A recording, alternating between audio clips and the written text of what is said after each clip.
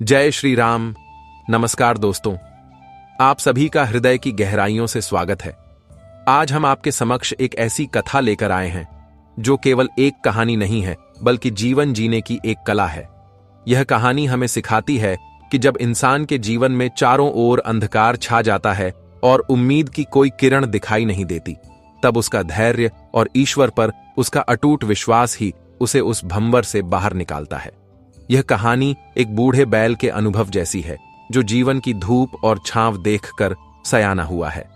विद्वानों का मानना है कि यदि मनुष्य अपने जीवन में कर्म, धैर्य और समर्पण इन तीन सूत्रों को समझ ले तो उसकी आने वाली 7 पीढ़ियां भी कभी दरिद्रता और संकट का मुख नहीं देखती। अगर आप अपने जीवन में सकारात्मक बदलाव चाहते हैं तो कमेंट में जय श्री गणेशाय नमः लिखें और आज का यह वीडियो पूरा जरूर देखें। तो चलिए अपने मन को एकाग्र करें और इस ज्ञानवर्धक यात्रा का आनंद लें। मित्रों, बहुत पुराने समय की बात है। किसी दूर दराज के गांव में एक विद्वान ब्राह्मण रहते थे। उनका नाम था पंडित सत्यनारायण। जैसा उनका नाम था वैसा ही उनका आचरण था। सत्य की राह पर चलने वाले और नारायण यानी ईश्वर की भक्ति में लीन रहने वाले। पंडित जी का जीवन अत्यंत सादगी भरा था। उनके चेहरे पर सदैव एक तेज और संतोष का भाव रहता था। उनके परिवार में उनकी धर्मपत्नी सावित्री, एक पुत्र गणेश और एक पुत्री गौरी थे। सावित्री एक अत्यंत सुशील और पतिव्रता स्त्री थीं, जो हर हाल में अपने पति के साथ खड़ी रहती थीं। पंडित जी का नियम था कि वे कभी किसी से मांगते नहीं थे। जो मिल जाए उसी में संतोष करते थे और प्रभु का प्रसाद समझकर ग्रहण कर लेते थे। गांव के लोग अमावस्या और पूर्णिमा के दिन उन्हें बुलाते और अपनी श्रद्धा के अनुसार थोड़ा बहुत दान दे दिया करते थे। इसी से उनके घर का चूल्हा जलता था। परंतु कहते हैं ना कि समय सदा एक जैसा नहीं रहता। धीरे धीरे कलयुग का प्रभाव बढ़ने लगा और लोगों के मन से धर्म कर्म की भावना कम होने लगी। अब पंडित जी को बुलाने वाले कम हो गए थे। कई बार तो ऐसा होता कि हफ्तों तक उनके घर में अन्न का एक दाना भी नहीं आता था। गरीबी अपने चरम पर थी। बच्चे भूख से बिलखते थे, लेकिन पंडित जी के मुख से कभी शिकायत का एक शब्द नहीं निकलता था। एक दिन की बात है, घर में खाने को कुछ नहीं था। बच्चों के चेहरे भूख से मुरझाए हुए थे। यह देखकर माता सावित्री का हृदय फट रहा था। उन्होंने बड़े संकोच के साथ पंडित जी से कहा, स्वामी, मैं जानती हूं कि आप किसी के सामने हाथ फैलाना पसंद नहीं करते, लेकिन अब बात बच्चों के जीवन पर आ गई है। मैंने सुना है कि हमारे राज्य के राजा महाराज विक्रमादित्य बहुत ही दानवीर और प्रजापालक हैं। वे विद्वानों का बहुत सम्मान करते हैं। आप एक बार उनके दरबार में जाइए। हो सकता है वे आपकी विद्वता देखकर आपको कोई काम दे दें या कुछ सहायता कर दें, जिससे हमारे बच्चों का पेट भर सके। पंडित जी ने पत्नी की बात सुनी और गंभीर होकर बोले, सावित्री, तुम तो जानती हो कि राजा के दरबार में पहुंचना हम जैसे साधारण ब्राह्मणों के लिए कितना कठिन है। वहां बड़े बड़े दरबारी और मंत्री होते हैं। पता नहीं हमें अंदर जाने भी दिया जाएगा या नहीं। और मान लो यदि अनजाने में हमसे कोई भूल हो गई तो राजा दंड भी दे सकते हैं। मैं अपने प्राणों के लिए नहीं डरता, परंतु मेरे बाद तुम सबका क्या होगा, यही सोचकर मेरे कदम रुक जाते हैं। लेकिन समय और परिस्थितियां मनुष्य को वह सब करने पर विवश कर देती हैं जो उसने कभी सोचा भी नहीं होता। घर की हालत दिन प्रतिदिन बिगड़ती जा रही थी। एक दिन पूर्णिमा का अवसर था। पंडित जी को आशा थी कि आज तो कोई न कोई यजमान अवश्य बुलाएगा। वे अपनी पुरानी धोती पहनकर और कंधे पर अंगोछा रखकर गांव के जमींदार के घर पहुंचे। जमींदार गांव का सबसे धनी व्यक्ति था। पंडित जी ने द्वार पर आवाज लगाई और बड़ी विनम्रता से कहा, जजमान, आज पूर्णिमा का पावन दिन है, क्या ब्राह्मण को कुछ दान मिलेगा? जमींदार उस समय अपने हिसाब किताब में व्यस्त था। पंडित जी को देखते ही वह झल्ला उठा और बोला, अरे पंडित जी, आपको कितनी बार कहा है कि अब हमने एक नए पंडित को रख लिया है जो शहर से आता है। आप बार बार यहां चले आते हैं। जाइए, यहां से हमारे पास आपके लिए कुछ नहीं है। जमींदार के इन कठोर शब्दों ने पंडित जी के स्वाभिमान को गहरी चोट पहुंचाई। वे चुपचाप सिर झुकाकर वहां से लौटने लगे। उन्होंने मन ही मन सोचा कि शायद ईश्वर की यही इच्छा है। तभी जमींदार की पत्नी ने यह सब देख लिया। उसका मन पसीज गया। वह जानती थी कि यह ब्राह्मण सच्चा और सात्विक है। उसने चुपके से अपनी नौकरानी के हाथों एक थैली में चावल, दाल, आटा और कुछ सब्जियां भिजवा दी। नौकरानी ने दौड़कर पंडित जी को रोका और वह थैली उनके झोले में डाल दी। पंडित जी ने आकाश की ओर देखा और ईश्वर को धन्यवाद दिया। वे घर की ओर चल पड़े। रास्ते में चलते चलते वे विचारों में खोए हुए थे कि तभी पीछे से साइकिल की घंटी बजी। पंडित जी चौंक कर एक ओर हो गए। साइकिल सवार युवक ने उनके पास आकर ब्रेक लगाए और बड़े उत्साह से बोला, प्रणाम पंडित जी। पंडित जी ने उसे गौर से देखा लेकिन पहचान नहीं पाए। वह युवक हंसते हुए बोला, आपने मुझे पहचाना नहीं? मैं गोविंद हूं। याद है 5 साल पहले जब मुझे सांप ने काट लिया था और वैद्य ने जवाब दे दिया था, तब आपने वनौषधियों का लेप लगाकर मेरी जान बचाई थी। मैं उस उपकार को आज तक नहीं भूला हूं। पंडित जी के चेहरे पर मुस्कान आ गई। उन्होंने गोविंद के सिर पर हाथ रखकर आशीर्वाद दिया। गोविंद ने देखा कि पंडित जी पैदल जा रहे हैं तो उसने आग्रह करके उन्हें अपनी साइकिल पर बिठा लिया। बातों ही बातों में गोविंद ने बताया कि अब वह शहर में एक अच्छी दुकान चलाता है और उसका काम बहुत अच्छा चल रहा है। पंडित जी ने संकोच करते हुए गोविंद से अपने मन की व्यथा बताई। उन्होंने कहा, बेटा गोविंद, अब गांव में गुजारा करना मुश्किल हो गया है। क्या तुम शहर में मुझे कोई काम दिला सकते हो? मैं कोई भी मेहनत का काम कर लूंगा, बस मेरे बच्चों को भूखा ना रहना पड़े। गोविंद ने बड़ी श्रद्धा से कहा, पंडित जी आप विद्वान हैं, आप मेहनत मजदूरी का काम कैसे करेंगे? पर आप चिंता ना करें, मैं शहर के व्यापारियों से बात करूंगा। आप वहां मुनीम का काम या फिर पूजा पाठ का काम कर सकते हैं। गोविंद ने पंडित जी को उनके घर छोड़ा और वादा किया कि वह जल्द ही कोई खबर देगा। घर पहुंचकर पंडित जी ने देखा कि सावित्री और बच्चे उनकी राह देख रहे थे। पंडित जी को खाली हाथ देखकर सावित्री का चेहरा उतर गया, लेकिन जैसे ही उसने झोले में राशन देखा, उसकी आंखों में चमक आ गई। उस रात कई दिनों बाद घर में भरपेट भोजन बना। सबने मिलकर खाया, लेकिन असली परीक्षा तो अभी बाकी थी। अगले दिन पंडित जी शहर गए। गोविंद ने उन्हें कई दुकानों पर काम दिलाने की कोशिश की, लेकिन हर जगह वही प्रश्न पूछा जाता कि क्या आपको हिसाब किताब का अनुभव है? पंडित जी तो वेदों और शास्त्रों के झाता थे, उन्हें व्यापार के छल प्रपंच और गणित का ज्ञान नहीं था। हर जगह से उन्हें निराशा ही हाथ लगी। शाम तक वे थक हार कर गोविंद की दुकान पर बैठ गए। उनकी आंखों में आंसू थे। उन्होंने गोविंद से कहा, बेटा लगता है मेरे भाग्य में केवल दरिद्रता ही लिखी है। गोविंद बहुत दयालु था। उसने पंडित जी को ढांढस बंधाया और अपनी तरफ से 1 महीने का राशन खरीदकर उन्हें दे दिया। उसने कहा, पंडित जी आप इसे कर्ज मत समझिए, यह उस जान बचाने के बदले एक छोटी सी सेवा है। आप घर जाइए और ईश्वर पर भरोसा रखिए। पंडित जी भारी मन और राशन का बोझ लिए घर लौटे। उस रात सावित्री को नींद नहीं आई। वह देर रात तक जागी और अपने घर के छोटे से मंदिर में मां जगदंबा की मूर्ति के सामने रोती रही। उसने प्रार्थना की, हे जगत जननी, क्या तेरे भक्तों की यही गति होनी है? मेरे पति इतना धर्म करते हैं, फिर भी उन्हें दर दर की ठोकरें खानी पड़ रही हैं। यदि तू है तो कोई रास्ता दिखा, वरना हम सब अपने प्राण त्याग देंगे। कहते हैं कि जब भक्त की पुकार सच्ची होती है तो वह ईश्वर के सिंहासन को भी हिला देती है। रात के तीसरे पहर सावित्री को नींद आ गई। स्वप्न में उसे एक दिव्य प्रकाश दिखाई दिया। उस प्रकाश के बीच एक अलौकिक शक्ति वाली देवी प्रकट हुई। देवी ने लाल वस्त्र धारण किए हुए थे और उनके मुखमंडल पर करोड़ों सूर्यों का तेज था। सावित्री भयभीत होकर उनके चरणों में गिर पड़ी। देवी ने वात्सल्य भरी वाणी में कहा, पुत्री उठो, तेरे तप और तेरे पति की सत्यनिष्ठा से मैं प्रसन्न हूं। तुम्हारे कष्टों का अंत अब निकट है। अपने पति से कहो कि वे राजा विक्रमादित्य के दरबार में जाएं। सावित्री ने रोते हुए कहा, मां, वे वहां जाने से डरते हैं और वहां जाकर वे कहेंगे क्या? देवी ने रहस्यमयी मुस्कान के साथ कहा, उन्हें राजा से केवल एक ही बात कहनी है कि पुण्य की जड़ पाताल में है। बस इतना कहकर वे शांत हो जाएं। इसके आगे का कार्य मैं स्वयं करूंगी। सुबह होते ही सावित्री की आंख खुली।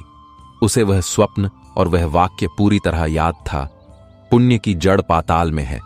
उसने तुरंत पंडित जी को उठाया और अपना स्वप्न सुनाया। पंडित जी पहले तो हिचकिचाए। उन्हें लगा कि यह केवल मन का वहम है, भला इस अजीब से वाक्य का क्या अर्थ हो सकता है? और राजा इसे सुनकर क्रोधित हो गए तो? लेकिन सावित्री का विश्वास अडिग था। उसने कहा, स्वामी, यह साधारण सपना नहीं है, यह साक्षात मां का आदेश है। यदि आप आज नहीं गए तो मैं समझूंगी कि आपको अपने परिवार की कोई चिंता नहीं है। पत्नी की जिद और मां के आदेश के आगे पंडित जी को झुकना पड़ा। वे स्नान करके और तिलक लगाकर राजा के महल की ओर चल पड़े। राजमहल का द्वार देखते ही पंडित जी के पैर कांपने लगे। वहां बड़े बड़े मूंछों वाले पहरेदार खड़े थे, लेकिन आज पंडित जी के साथ अदृश्य दैवीय शक्ति थी। पहरेदारों ने उन्हें रोका नहीं, बल्कि सम्मानपूर्वक अंदर जाने का मार्ग दिखा दिया। पंडित जी दरबार में पहुंचे। राजा विक्रमादित्य अपने सिंहासन पर विराजमान थे। चारों तरफ मंत्री और विद्वान बैठे थे। पंडित जी को देखकर राजा ने पूछा, कहिए ब्राह्मण देवता, आप क्या फरियाद लेकर आए हैं? पंडित जी का गला सूख रहा था। उन्होंने आंखें बंद की और मां का स्मरण किया। फिर वे बोले, महाराज, मैं कोई फरियाद लेकर नहीं आया हूं, मैं तो बस आपको एक ज्ञान की बात बताने आया हूं। राजा ने उत्सुकता से पूछा, बताइए क्या है वह ज्ञान? पंडित जी ने कंपकपाते स्वरों में कहा, महाराज, पुण्य की जड़ पाताल में है। दरबार में सन्नाटा छा गया। सब लोग एक दूसरे का मुंह देखने लगे। यह कैसा ज्ञान है? इसका क्या अर्थ है? लेकिन राजा विक्रमादित्य के मन पर इन शब्दों का एक विचित्र प्रभाव हुआ। जैसे ही उन्होंने यह सुना, उन्हें एक असीम शांति का अनुभव हुआ। उन्हें लगा कि यह कोई गहरा रहस्य है। बिना कोई प्रश्न किए राजा ने अपने मंत्री को आदेश दिया कि पंडित जी को एक थैली स्वर्ण मुद्राएं सम्मान स्वरूप दी जाएं। पंडित जी को विश्वास नहीं हुआ। वे राजा को आशीर्वाद देकर वहां से चले आए। घर आकर उन्होंने जब सावित्री को यह चमत्कार बताया तो वह खुशी से रो पड़ी। अब तो यह नित्य का नियम बन गया। पंडित जी रोज दरबार जाते, वहीं एक वाक्य कहते, पुण्य की जड़ पाताल में है, और राजा उन्हें स्वर्ण मुद्राएं देते। देखते ही देखते पंडित जी की गरीबी दूर हो गई। उन्होंने अपना कच्चा मकान पक्का करवा लिया। घर में गायें आ गईं, नौकर चाकर आ गए। गांव में जो लोग उन्हें पहचानते नहीं थे, अब वे भी उन्हें सम्मान देने लगे। लेकिन पंडित जी का स्वभाव नहीं बदला। वे अब भी उतनी ही सादगी से रहते थे, परंतु हर समय एक डर उनके मन में बना रहता था। वे सोचते थे कि जिस दिन राजा ने इस वाक्य का अर्थ पूछ लिया, उस दिन क्या होगा, क्योंकि इसका अर्थ तो स्वयं पंडित जी को भी नहीं पता था। कुछ समय बीता। दरबार में कुछ ईर्ष्यालु मंत्रियों ने राजा के कान भरने शुरू कर दिए। उन्होंने कहा, महाराज, यह पंडित आपको मूर्ख बना रहा है। रोज आता है, एक ही रटी रटाई बात बोलता है, और आप उसे धन लुटा रहे हैं। आपने कभी पूछा कि इस बात का अर्थ क्या है? राजा के मन में भी जिज्ञासा जागी। अगले दिन जब पंडित जी दरबार आए और वही वाक्य दोहराया तो राजा ने उन्हें रोक दिया। राजा ने कहा, पंडित जी ठहरिए, हम रोज आपकी यह बात सुनते हैं और हमें आनंद भी आता है, परंतु आज हम और हमारी पूरी सभा इसका अर्थ जानना चाहती है। कृपया बताइए कि पुण्य की जड़ पाताल में कैसे है और इसका क्या प्रमाण है? पंडित जी के पैरों तले जमीन खिसक गई। जिसका डर था वही हुआ। उनके माथे पर पसीना आ गया। वे कुछ बोल न सके। उन्होंने हाथ जोड़कर कहा, महाराज, इसका अर्थ बहुत गूढ़ है। मुझे एक दिन का समय दीजिए, मैं कल आपको इसका विस्तार से अर्थ समझाऊंगा। राजा ने कहा, ठीक है पंडित जी, कल आप हमें इसका अर्थ अवश्य समझाइएगा। पंडित जी घर लौटे तो उनकी हालत खराब थी। उन्होंने सावित्री से कहा, अब सब खत्म हो गया। राजा ने अर्थ पूछ लिया है। कल जब मैं जवाब नहीं दे पाऊंगा तो वह मेरा सर कलम करवा देगा और सारी संपत्ति जब्त कर लेगा। सावित्री ने फिर धैर्य से काम लिया। उसने कहा, आप घबराते क्यों हैं? जिस माता ने यहां तक पहुंचाया है वही आगे की राह भी दिखाएगी। उस रात सावित्री ने फिर कठोर साधना की। माता रानी पुनः स्वप्न में आई। उन्होंने कहा, पुत्री घबराना मत। कल पंडित जी राजा को लेकर नगर के बाहर उस पुराने सूखे तालाब के पास ले जाएं। वहां जाकर वे फिर से यही वाक्य बोलें। आगे का चमत्कार वे स्वयं देखेंगे। सुबह सावित्री ने पंडित जी को यह उपाय बताया। मरता क्या न करता। पंडित जी अगले दिन दरबार पहुंचे और राजा से कहा, महाराज, इस गूढ़ रहस्य को समझने के लिए आपको मेरे साथ नगर के बाहर वाले पुराने तालाब तक चलना होगा। राजा तैयार हो गए। पूरा दरबार और राजा पंडित जी के साथ तालाब पर पहुंचे। तालाब सूखा पड़ा था और वहां झाड़ियां उगी थीं। पंडित जी ने तालाब के किनारे खड़े होकर मां का जयकारा लगाया और जोर से बोले, पुण्य की जड़ पाताल में है। यह बोलते ही एक चमत्कार हुआ। जमीन में कंपन हुआ और तालाब के बीचों बीच की धरती फट गई। वहां से नीचे जाने के लिए सोने की सीढ़ियां प्रकट हुईं। यह दृश्य देखकर सबकी आंखें फटी की फटी रह गईं। पंडित जी ने राजा से कहा, आइए महाराज, नीचे चलिए। राजा और पंडित जी उन सीढ़ियों से नीचे उतरने लगे। नीचे उतरते ही वे एक अद्भुत लोक में पहुंच गए। वहां पाताल लोक नहीं, बल्कि स्वर्ग से भी सुंदर एक नगर बसा हुआ था। हीरे मोतियों के महल थे, सुनहरी सड़कें थीं, हवा में मादक सुगंध थी। राजा ने आश्चर्य से पूछा, पंडित जी, यह कौन सा लोक है और यह किसका नगर है? तभी वहां एक दिव्य पुरुष प्रकट हुए और बोले, राजन, यह आपका ही नगर है। आपने पृथ्वी लोक पर जो धर्म, पुण्य और दान किया है, उसी के प्रभाव से पाताल की गहराइयों में आपके लिए यह पुण्य लोक तैयार हुआ है। जिस प्रकार वृक्ष की जड़ें जितनी गहरी होती हैं, वृक्ष उतना ही विशाल और मजबूत होता है, उसी प्रकार मनुष्य के पुण्य की जड़ें जितनी गहरी होती हैं, उसका परलोक उतना ही सुगम और भव्य होता है। आपके द्वारा दिए गए दान से ही यह सब निर्मित हुआ है। राजा की आंखें खुल गईं। उन्हें समझ आ गया कि पंडित जी का कथन सत्य था। पुण्य कभी व्यर्थ नहीं जाता, उसका फल कई गुना होकर मिलता है। राजा और पंडित जी वापस ऊपर आए। राजा ने पंडित जी के चरण स्पर्श किए और कहा, पंडित जी, आपने मुझे जीवन का सबसे बड़ा ज्ञान दिया है। अब मैं और अधिक उत्साह से प्रजा की सेवा करूंगा। राजा ने पंडित जी को राजगुरु का पद देने की घोषणा की। लेकिन कहानी यहां खत्म नहीं होती। मनुष्य का मन चंचल होता है। कभी कभी ज्ञान मिलने के बाद भी माया उसे घेर लेती है। एक दिन राजा शिकार के लिए वन में गए। वे अपने साथियों से बिछड़ गए और उन्हें प्यास लगी। भटकते भटकते वे पंडित जी के गांव के पास पहुंचे। संयोग से वे पंडित जी के ही घर के बाहर पहुंचे। उन्होंने आवाज लगाई। घर में उस समय पंडित जी की पुत्री गौरी अकेली थी। गौरी अब बड़ी हो गई थी और अत्यंत रूपवान थी। गौरी ने एक लोटा पानी लाकर राजा को पिलाया। राजा पानी पीकर तृप्त हुए, लेकिन जैसे ही उनकी दृष्टि गौरी पर पड़ी, वे उसके रूप पर मोहित हो गए। राजा के मन में विकार उत्पन्न हो गया। वे यह भूल गए कि यह उसी ब्राह्मण की पुत्री है जिसने उन्हें ज्ञान दिया था। महल लौटकर राजा की बेचैनी बढ़ने लगी। उन्होंने मंत्री को बुलाकर कहा कि मैं उस गांव की उस कन्या से विवाह करना चाहता हूं। मंत्री ने पता लगाया तो मालूम हुआ कि वह राजगुरु पंडित सत्यनारायण की पुत्री है। राजा ने सोचा, यह तो और भी अच्छा है। पंडित जी मुझे मना नहीं कर पाएंगे। राजा ने पंडित जी को संदेश भेजा कि वे उनकी पुत्री से विवाह करना चाहते हैं। यह प्रस्ताव सुनकर पंडित जी के होश उड़ गए।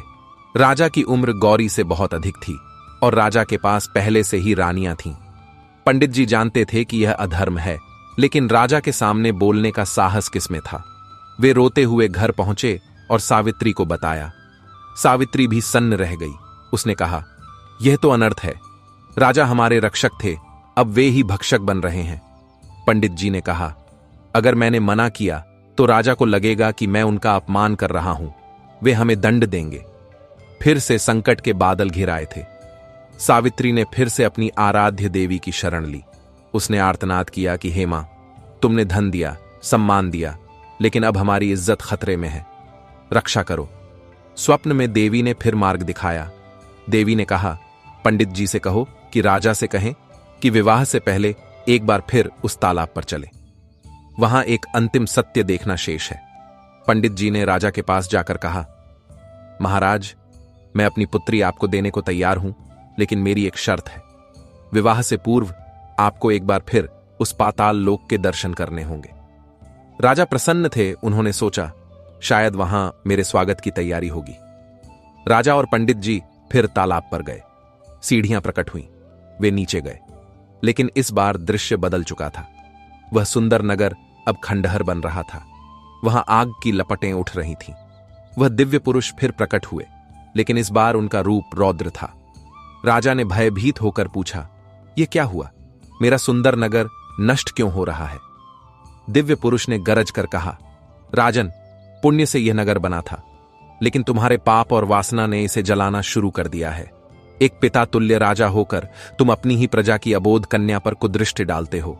जिस ब्राह्मण ने तुम्हें ज्ञान दिया, उसी की पुत्री का जीवन तुम अपनी वासना के लिए नष्ट करना चाहते हो। यह महापाप है। यदि तुमने यह विवाह किया तो यह पूरा पुण्य लोक नरक में बदल जाएगा और मृत्यु के बाद तुम्हें इसी नरक की आग में जलना होगा। राजा का शरीर कांपने लगा। उनका मोह भंग हो गया। उन्हें अपनी गलती का एहसास हुआ। वे घुटनों के बल बैठकर रोने लगे। उन्होंने कहा, मुझसे घोर अपराध होने जा रहा था। मेरी बुद्धि भ्रष्ट हो गई थी। मुझे क्षमा करें। राजा और पंडित जी ऊपर आए। राजा ने पंडित जी के हाथ अपने हाथों में लिए और कहा, पंडित जी, मुझे क्षमा कर दें। गौरी मेरी पुत्री समान है। आज से उसका पूरा दायित्व मेरा है। मैं उसका विवाह किसी योग्य वर से करवाऊंगा और उसका कन्यादान एक पिता की भांति मैं स्वयं करूंगा। मित्रों, पंडित जी और उनकी पत्नी के धैर्य और विश्वास ने न केवल उनकी गरीबी दूर की, बल्कि राजा को भी धर्म के मार्ग पर बनाए रखा। इस कथा से हमें यह शिक्षा मिलती है कि जीवन में उतार चढ़ाव आते रहते हैं। धन और पद मिलने पर अहंकार नहीं करना चाहिए और संकट आने पर धीरज नहीं खोना चाहिए। और सबसे बड़ी बात यह है कि हमारे कर्म ही हमारा भविष्य बनाते हैं। जो हम आज बोएंगे वही कल काटेंगे। पुण्य की जड़ वास्तव में पाताल जितनी गहरी होती है, जिसका फल हमें इस लोक में और परलोक में भी मिलता है।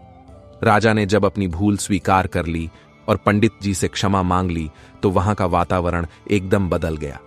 जो डर और तनाव कुछ क्षण पहले तक हवा में तैर रहा था, वह अब श्रद्धा और वात्सल्य में बदल गया। राजा ने पंडित जी के दोनों हाथ अपने हाथों में थाम रखे थे और उनकी आंखों में पश्चाताप के आंसू थे। उन्होंने पंडित जी से कहा, हे ब्राह्मण देवता, आपने आज मुझे जो दृष्टि दी है वह मुझे मेरे पूरे राज्य के खजाने से भी अधिक मूल्यवान प्रतीत होती है। एक राजा का धर्म केवल शासन करना नहीं होता, बल्कि अपनी प्रजा की मान मर्यादा की रक्षा करना भी होता है। आज से आपकी पुत्री गौरी मेरी धर्म की पुत्री है। उसका कन्यादान मैं स्वयं करूंगा और उसका विवाह ऐसे धूमधाम से होगा कि पूरा राज्य देखेगा।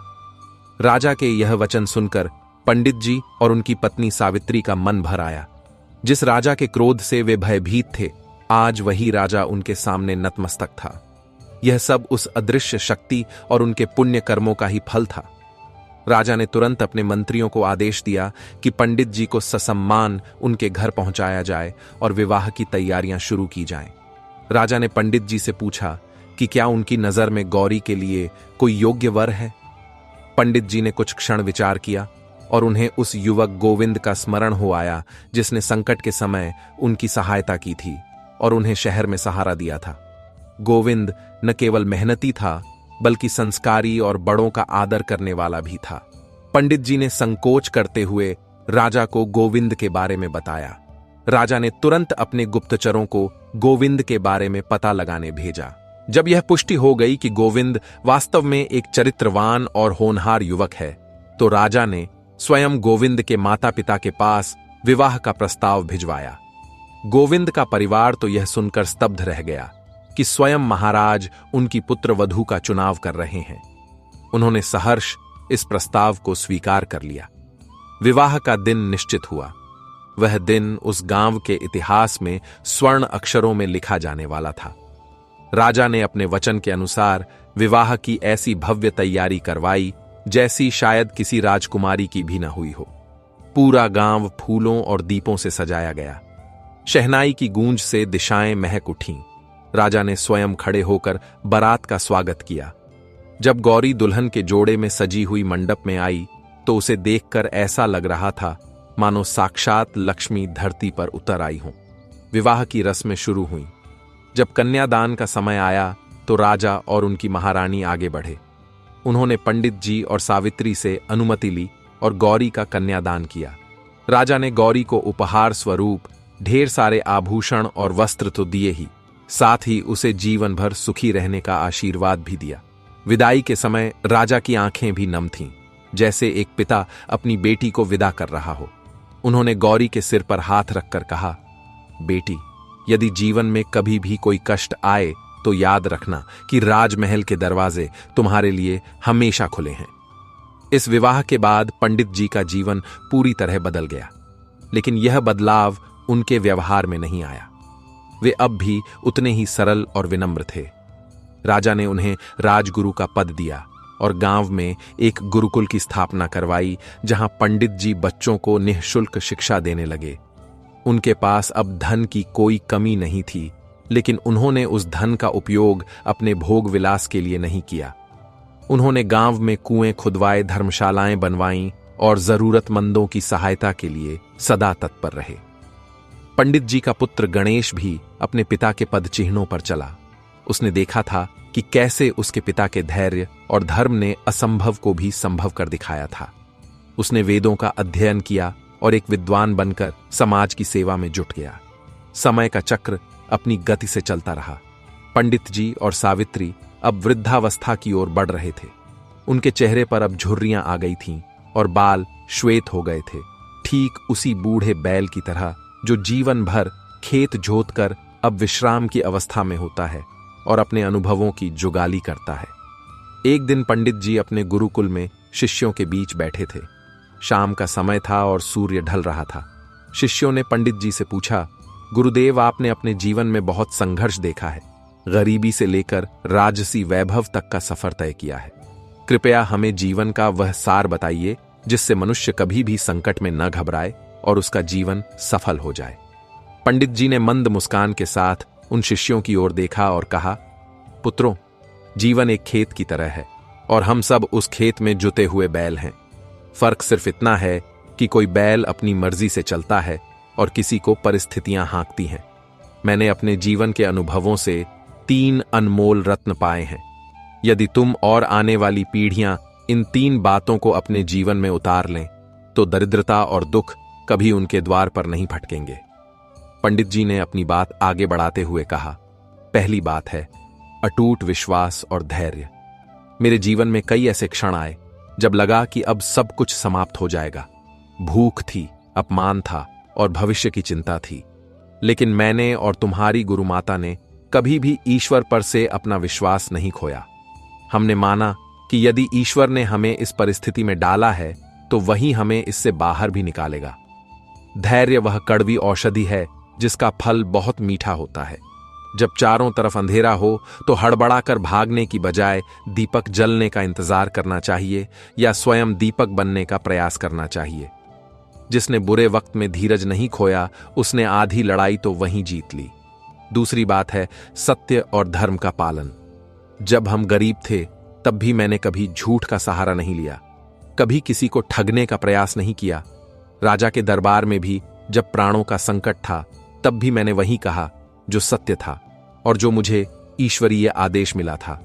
यदि मैं राजा को प्रसन्न करने के लिए झूठ बोल देता तो शायद उस समय कुछ धन मिल जाता, लेकिन वह स्थायी नहीं होता। सत्य की जड़ें बहुत गहरी होती हैं। जैसे पुण्य की जड़ पाताल में होती है, वैसे ही सत्य की जड़ें भी पाताल तक जाती हैं। सत्यवादी व्यक्ति को परेशान किया जा सकता है, लेकिन पराजित नहीं। इसलिए चाहे कितना भी लोभ आए या भय हो, सत्य का मार्ग कभी मत छोड़ना। और तीसरी और सबसे महत्वपूर्ण बात है संतोष और परोपकार। जब राजा ने मुझे धन दिया तब भी मैंने उसे अपना नहीं समझा। धन केवल एक साधन है, साध्य नहीं। यदि धन आने पर मनुष्य अहंकारी हो जाए तो वह धन उसके विनाश का कारण बन जाता है।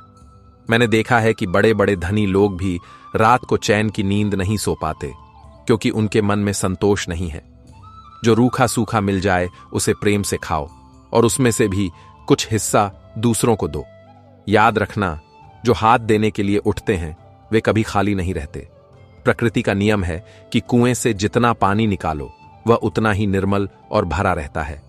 यदि पानी निकालना बंद कर दोगे तो वह सड़ जाएगा। इसी प्रकार धन और ज्ञान बांटने से बढ़ते हैं। पंडित जी की ये बातें सुनकर शिष्यों के मन में ज्ञान का प्रकाश फैल गया। उन्होंने समझा कि जीवन की सार्थकता केवल धन कमाने में नहीं, बल्कि एक आदर्श जीवन जीने में है। पंडित जी की कथा और उनके उपदेश आज भी हमें यही सिखाते हैं कि परिस्थितियां चाहे कितनी भी विपरीत क्यों न हों, यदि मनुष्य का मन पवित्र है और कर्म शुद्ध है तो राजा और रंक सब उसके सामने नतमस्तक होते हैं। उस गांव में आज भी पंडित सत्यनारायण और माता सावित्री की कहानियां सुनाई जाती हैं। लोग कहते हैं कि उनके आशीर्वाद से आज भी उस गांव में कोई भूखा नहीं सोता। मित्रों, इंसान की असली ताकत उसका चरित्र है। जैसे वह बूढ़ा बैल अपने अनुभव से जानता है कि कौन सी जमीन उपजाऊ है और कहां हल चलाना है, वैसे ही हमें भी अपने जीवन में विवेक का उपयोग करना चाहिए। आज की भाग दौड़ भरी जिंदगी में हम अक्सर धैर्य खो देते हैं, छोटी छोटी परेशानियों से घबरा जाते हैं और गलत रास्ते अपना लेते हैं। लेकिन यह कहानी हमें ठहरने की और सोचने की प्रेरणा देती है। अपनी संतानों को धन दौलत देने से बेहतर है कि उन्हें ये संस्कार दिए जाएं, क्योंकि धन तो चोरी हो सकता है या खर्च हो सकता है, लेकिन संस्कार वह पूंजी है जो हर संकट में उनकी रक्षा करेगी और पीढ़ी दर पीढ़ी उनका मार्गदर्शन करती रहेगी। मित्रों, कहानी यहीं समाप्त नहीं होती, क्योंकि अच्छे कर्मों का प्रभाव और बुजुर्गों की सीख केवल एक जीवन तक सीमित नहीं रहती, बल्कि वह तो पीढ़ियों तक चलती है। पंडित सत्यनारायण और माता सावित्री ने अपना पूरा जीवन धर्म और सेवा में बिताकर इस संसार से विदा ली। उनके जाने के बाद गांव में एक सूनापन तो आया, लेकिन उनके द्वारा जलाई गई ज्ञान की मशाल को उनके पुत्र गणेश ने थाम लिया। गणेश ने अपने पिता से केवल गुरुकुल ही नहीं संभाला था, बल्कि उनके संस्कार भी विरासत में पाए थे। वह जानता था कि उसके पिता ने उसे जो 3 मूल मंत्र दिए थे, धैर्य, सत्य और संतोष, वही उसकी असली संपत्ति है। समय बदल रहा था, और जैसा कि अक्सर होता है, जब एक महान वट वृक्ष अपनी छांव समेट लेता है, तो छोटे पौधों को धूप का सामना करना पड़ता है। पंडित जी के जाने के कुछ वर्षों बाद उस क्षेत्र में भयंकर अकाल पड़ा। आकाश से आग बरसने लगी और धरती की छाती फट गई। नदियां सूख गईं और खेतों में धूल उड़ने लगी। यह समय गणेश और उसके परिवार के लिए एक कड़ी परीक्षा बनकर आया। गुरुकुल में पढ़ने वाले बच्चों के लिए भोजन जुटाना मुश्किल हो गया। गांव के लोग जो कभी गुरुकुल की सहायता करते थे, अब स्वयं दाने दाने को मोहताज हो गए थे। कुछ लोगों ने गांव छोड़कर पलायन करना शुरू कर दिया। ऐसे कठिन समय में एक दिन शहर से एक धनी व्यापारी जिसका नाम सेठ करोड़ीमल था, गांव में आया। सेठ करोड़ीमल ने सुना था कि पंडित जी का गुरुकुल जिस जमीन पर बना है, वह जमीन बहुत शुभ है और वहां जो भी निर्माण होगा वह फलदायी होगा। सेठ की नजर उस जमीन पर थी। वह अपनी बग्घी से उतरा और गणेश के पास आया। उसने देखा कि गणेश बच्चों को एक पेड़ के नीचे पढ़ा रहा है और बच्चे कमजोर लग रहे हैं। सेठ ने गणेश से कहा, देखो पंडित जी का बेटा, अब तुम इस गुरुकुल को चलाने में असमर्थ हो। तुम्हारे पास न धन है और न ही साधन। यह अकाल अभी लंबा चलेगा। मेरी बात मानो, यह जमीन मुझे बेच दो। मैं तुम्हें इसके बदले इतना स्वर्ण दूंगा कि तुम और तुम्हारी आने वाली 7 पीढ़ियां बैठकर खाएंगी। तुम शहर जाकर एक आरामदायक जीवन जी सकते हो, वहां कोई कमी नहीं होगी। गांव के कुछ लोग जो पास खड़े थे, उनकी आंखों में चमक आ गई। उन्होंने गणेश को समझाया कि बेटा गणेश, हठ मत करो। ये सेठ मुहम मांगा दाम दे रहा है। इससे तुम अपनी बहन गौरी की भी मदद कर सकोगे और खुद भी सुखी रहोगे। पिताजी का क्या है, वे तो चले गए, अब तुम्हें व्यावहारिक होना चाहिए। गणेश के मन में एक पल के लिए द्वंद्व उठा। उसने अपने भूखे शिष्यों और अपने परिवार की ओर देखा। सोने के सिक्कों की खनक किसी के भी ईमान को डगमगा सकती थी, लेकिन तभी उसे अपने पिता के शब्द याद आए। पंडित जी ने कहा था कि धैर्य वह कड़वी औषधि है जिसका फल मीठा होता है और सत्य की जड़ें पाताल तक होती हैं। गणेश ने गहरी सांस ली और सेठ की आंखों में आंखें डालकर विनम्रता से कहा, सेठ जी, मैं आपका आदर करता हूं, लेकिन यह गुरुकुल मेरे पिता की आत्मा है और यह जमीन कोई व्यापार की वस्तु नहीं, बल्कि शिक्षा का मंदिर है। मेरे पिता ने सिखाया है कि संकट में अपने सिद्धांतों को बेचना सबसे बड़ी कायरता है। रही बात भूख और अकाल की, तो जिस ईश्वर ने चोंच दी है वह चुग्गा भी देगा। हम भूखे रह लेंगे, लेकिन विद्या के इस मंदिर का सौदा नहीं करेंगे। सेठ करोड़ीमल को यह उत्तर सुनकर बहुत क्रोध आया। उसे लगा कि एक साधारण सा ब्राह्मण उसे मना कैसे कर सकता है। उसने तंज कसते हुए कहा, ठीक है, देखते हैं तुम्हारे सिद्धांत कब तक तुम्हारी भूख मिटाते हैं। जब तुम्हारे बच्चे भूख से तड़पेंगे तब मेरे पास मत आना। सेठ वहां से पैर पटकता हुआ चला गया। गांव वाले भी गणेश को मूर्ख कहने लगे। उन्होंने कहा कि बाप तो जिद्दी था ही बेटा, उससे भी बड़ा पागल निकला। लक्ष्मी दरवाजे पर आई थी और उसने उसे ठुकरा दिया। गणेश ने लोगों की बातें सुनी, लेकिन कोई उत्तर नहीं दिया। उसने मन ही मन अपने पिता का स्मरण किया और कहा, पिताजी, मैंने आपके वचन की लाज रखी है, अब आप ही मार्ग दिखाएं। उसी रात गणेश को नींद नहीं आ रही थी। वह गुरुकुल के आंगन में बैठा आकाश की ओर देख रहा था।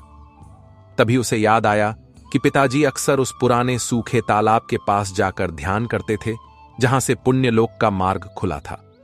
गणेश ने सोचा कि क्यों ना मैं भी वहां जाकर ईश्वर से प्रार्थना करूं। वह उस सूखे तालाब के पास गया। वहां पहुंचकर उसने देखा कि तालाब पूरी तरह सूख चुका है और वहां की जमीन बंजर हो गई है।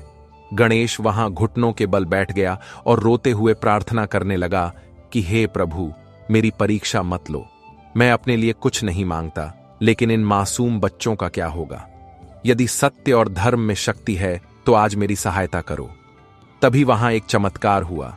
गणेश के आंसुओं की बूंदें जैसे ही सूखी धरती पर गिरीं, वहां की मिट्टी में एक हलचल हुई। उसे लगा शायद उसे भ्रम हो रहा है, लेकिन तभी उसे एक गूंजती हुई आवाज सुनाई दी जो हवाओं में तैर रही थी। वह आवाज किसी और की नहीं, बल्कि उसके पिता पंडित सत्यनारायण की थी। आवाज ने कहा, बेटा गणेश, तूने आज प्रलोभन को ठुकराकर यह सिद्ध कर दिया है कि तू मेरा ही अंश है। याद रख, पुण्य की जड़ पाताल में है। वह केवल एक कहावत नहीं थी। इस तालाब के नीचे जो स्वर्ण सीढ़ियां थीं, वे भले ही अब अदृश्य हो गई हों, लेकिन तुम्हारे पूर्वजों के पुण्य अभी भी जीवित हैं। गुरुकुल के पुराने नियम के पेड़ के नीचे खुदाई करो। वहां तुम्हारे लिए वह सहायता छिपी है जो मैंने बहुत पहले भविष्य के संकट के लिए संजो कर रखी थी। गणेश हड़बड़ाकर उठा। उसे समझ नहीं आया कि यह सपना था या हकीकत, लेकिन पिता की आवाज इतनी स्पष्ट थी कि वह उसे अनदेखा नहीं कर सकता था। वह तुरंत गुरुकुल लौटा और फावड़ा लेकर उस पुराने नीम के पेड़ के नीचे खुदाई करने लगा। आधी रात बीत चुकी थी। उसका शरीर पसीने से लथपथ था, लेकिन वह रुक नहीं रहा था। काफी खुदाई करने के बाद उसकी कुदाल किसी धातु से टकराई। उसने मिट्टी हटाई तो देखा वहां एक पुराना ताम्र कलश दबा हुआ था। गणेश ने उसे बाहर निकाला। जब उसने कलश खोला तो उसकी आंखें फटी रह गईं। उसमें सोने चांदी के सिक्के नहीं थे, बल्कि उसमें पुराने समय के कुछ अत्यंत दुर्लभ बीज रखे थे और साथ में एक पत्र था। पत्र में पंडित जी की लिखावट थी। उसमें लिखा था, मेरे प्यारे पुत्र, मैं जानता था कि एक समय ऐसा आएगा जब प्रकृति परीक्षा लेगी। यह स्वर्ण या रजत नहीं है, यह अन्नपूर्णा का वरदान है। ये वो औषधीय बीज हैं जो कम पानी में भी फसल देते हैं और यह अकाल में भी उग सकते हैं। राजा विक्रमादित्य ने मुझे यह बीज पाताल लोक की यात्रा के दौरान उस दिव्य पुरुष से प्राप्त करके दिए थे। मैंने इन्हें तुम्हारे कठिन समय के लिए सुरक्षित रखा था। सच्चा धन सोना नहीं अन्न है। इन बीजों को बो दो और गांव वालों को भी बांट दो। तुम्हारे धैर्य ने आज तुम्हें यह खजाना दिलाया है। गणेश की आंखों से अविरल अश्रुधारा बहने लगी। उसे समझ आ गया कि पिता ने सोने के बदले यह बीज क्यों चुने थे। सोना खाया नहीं जा सकता, लेकिन अन्न जीवन देता है। अगली सुबह गणेश ने गांव वालों को इकट्ठा किया। वे लोग जो कल उसे कोस रहे थे, आज उसे कुदाल लिए खड़ा देख हैरान थे। गणेश ने उन्हें वे चमत्कारी बीज दिखाए और पिता के पत्र के बारे में बताया।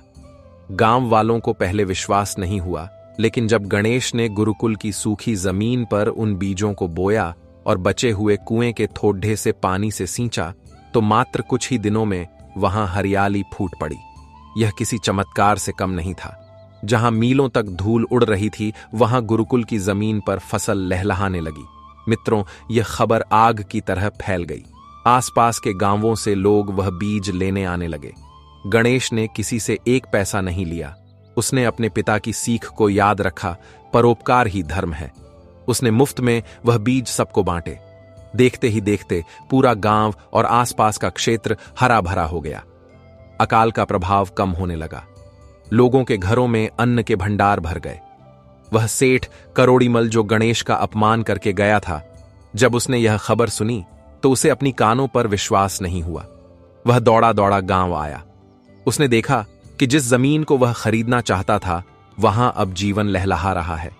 उसे अपनी गलती का एहसास हुआ।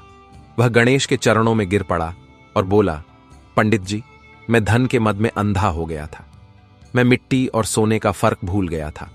आपके पास जो खजाना है वह दुनिया की किसी भी दौलत से बड़ा है।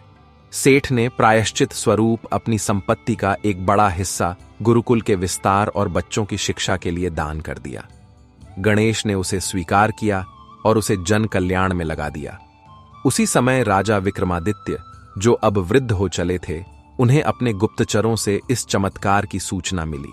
वे समझ गए कि यह उनके परम मित्र और गुरु पंडित सत्यनारायण के पुण्य का ही फल है।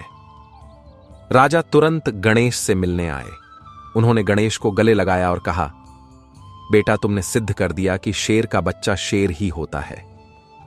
तुम्हारे पिता ने पाताल के रहस्य को जाना था और तुमने उस रहस्य का उपयोग जन कल्याण के लिए किया। आज से तुम केवल इस गुरुकुल के आचार्य नहीं बल्कि पूरे राज्य के रक्षक माने जाओगे। इस प्रकार गणेश ने अपने पिता की विरासत को न केवल संभाला बल्कि उसे नई ऊंचाइयों तक पहुंचाया। उसने सिद्ध कर दिया कि जीवन में शॉर्टकट या गलत रास्ते अपनाकर मिली सफलता क्षणिक होती है, लेकिन सिद्धांतों पर चलकर मिली सफलता युगों युगों तक याद रखी जाती है। दोस्तों, यह कहानी हमें सिखाती है कि हमारे बुजुर्ग हमारे लिए जो संस्कार और सीख छोड़ जाते हैं वही हमारी असली वसीयत है। जमीन, जायदाद और बैंक बैलेंस तो खर्च हो सकते हैं या बांटे जा सकते हैं, लेकिन अच्छे संस्कार और ज्ञान को न कोई चुरा सकता है और न ही वह कभी कम होता है। आज के दौर में जब हम सब जल्दी अमीर बनने की होड़ में लगे हैं और छोटी छोटी परेशानियों से घबरा जाते हैं, तब हमें पंडित जी और गणेश का यह प्रसंग याद रखना चाहिए। याद रखिए, परीक्षा उसी की होती है जो उसके योग्य होता है। जब भी जीवन में धर्म संकट आए तो अपने मन की आवाज सुनिए और उस रास्ते को चुनिए जो सही हो, न कि जो आसान हो, क्योंकि आसान रास्ता अक्सर नीचे की ओर ले जाता है और सही रास्ता हमेशा ऊंचाई की ओर। उस गांव में आज भी वह नियम का पेड़ खड़ा है और उसके नीचे गुरुकुल चलता है। वहां के लोग आज भी अपनी संतानों को यही 3 बातें सिखाते हैं: धैर्य, सत्य और परोपकार। और वे यह भी बताते हैं कि जब इंसान की नीयत साफ होती है तो सूखी धरती भी सोना उगलने लगती है और पुण्य की जड़ें सचमुच पाताल से भी मदद खींच लाती हैं। समय की धारा अविरल बहती रहती है और उसके साथ पीढ़ियां बदलती रहती हैं। जिस प्रकार एक विशाल वटवृक्ष अपनी आयु पूर्ण करके अपनी जगह नए अंकुरों को देता है, उसी प्रकार गणेश भी अब वृद्धावस्था की ओर अग्रसर था। उसके बाल अब चांदी की तरह चमकने लगे थे और कमर में थोड़ा झुकाव आ गया था। उसने अपने जीवन में संघर्ष और सफलता के दोनों रूप देखे थे। गुरुकुल अब केवल एक पाठशाला नहीं था, बल्कि ज्ञान और संस्कारों का एक महातीर्थ बन चुका था। दूर दूर से विद्यार्थी वहां केवल अक्षर ज्ञान लेने नहीं आते थे, बल्कि जीवन जीने की कला सीखने आते थे। गणेश का एक पुत्र था जिसका नाम माधव था। माधव देखने में बहुत सुंदर और बुद्धिमान था। उसने गुरुकुल में शिक्षा प्राप्त की थी और साथ ही साथ उसने गणित और व्यापार की विद्या में भी निपुणता हासिल कर ली थी। परंतु एक समस्या थी। माधव ने केवल समृद्धि देखी थी। उसने अपने दादा पंडित सत्यनारायण की गरीबी नहीं देखी थी और न ही अपने पिता गणेश का वह संघर्ष देखा था जब अकाल में दाने दाने के लिए तरसना पड़ा था। माधव का जन्म उस समय हुआ था जब घर में अन्न के भंडार भरे थे और समाज में प्रतिष्ठा थी। इसलिए उसे लगता था कि यह सुख और संपन्नता उसका जन्म सिद्ध अधिकार है। धीरे धीरे माधव के मन में यह विचार घर करने लगा कि उसके पिता और दादाजी ने जो जीवन जिया वह बहुत ही पुराना और पिछड़ा हुआ था। उसे लगता था कि यदि उसके पास चमत्कारी बीज हैं और उपजाऊ जमीन है तो उसे इसका उपयोग करके अपार धन कमाना चाहिए, न कि उसे मुफ्त में बांटना चाहिए। एक दिन की बात है, माधव शहर गया और वहां उसकी मुलाकात कुछ बड़े व्यापारियों से हुई। उन व्यापारियों ने माधव को समझाया कि तुम्हारे पास जो अनाज होता है वह बहुत ही उच्च कोटि का है। यदि तुम इसे गांव वालों को बांटने की बजाय हमारे साथ मिलकर दूसरे राज्यों में बेचो तो तुम इस राज्य के सबसे धनी व्यक्ति बन सकते हो। तुम अपने गुरुकुल को संगमरमर का बनवा सकते हो और राजाओं जैसा जीवन जी सकते हो। माधव के बाल मन पर धन का लोभ छा गया। उसे लगा कि व्यापारी सही कह रहे हैं। परोपकार अपनी जगह है, लेकिन व्यापार अपनी जगह है। उसने उन व्यापारियों से वादा कर लिया कि अगली फसल का एक बड़ा हिस्सा वह उन्हें बेचेगा। घर लौटकर माधव ने अपने पिता गणेश से बात की। उसने कहा, पिताजी, अब समय बदल गया है। हम कब तक पुरानी परंपराओं को ढोते रहेंगे? मैंने शहर के व्यापारियों से बात की है। वे हमारी फसल की बहुत अच्छी कीमत देने को तैयार हैं। हमें अब गांव वालों को मुफ्त अनाज देना बंद कर देना चाहिए। वे लोग आलसी हो रहे हैं। गणेश ने अपने पुत्र की बातें सुनी और उनके चेहरे पर चिंता की लकीरें उभर आईं।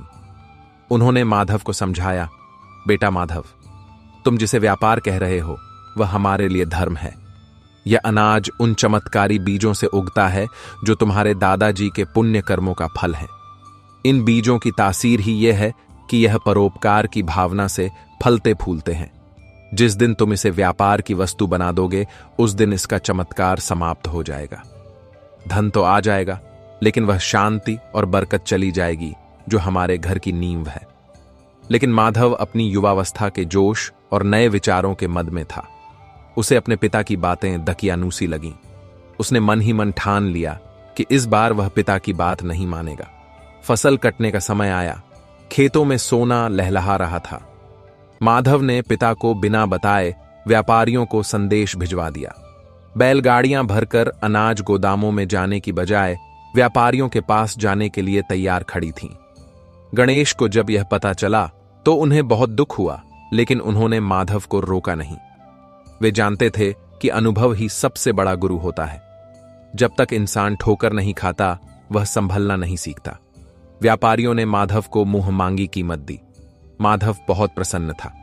उसने ढेर सारा धन लाकर घर की तिजोरी में रख दिया। उसने सोचा कि अब वह पिताजी को दिखाएगा कि नई सोच से कितनी तरक्की हो सकती है। लेकिन कुदरत का अपना ही न्याय होता है। उस धन के घर में आते ही घर का वातावरण बदलने लगा। गुरुकुल में जहां पहले वेद मंत्रों की गूंज और शांति रहती थी, वहां अब तनाव रहने लगा। माधव को रात में नींद आनी बंद हो गई। उसे हर समय यह डर लगा रहता कि कहीं कोई उसका धन चुरा न ले। जो गांव वाले पहले पंडित जी के परिवार को देवता मानते थे, अब वे माधव को पीठ पीछे लालची कहने लगे। सम्मान की जगह ईर्ष्या ने ले ली। सबसे बड़ी घटना तब घटी जब अगली बुआई का मौसम आया।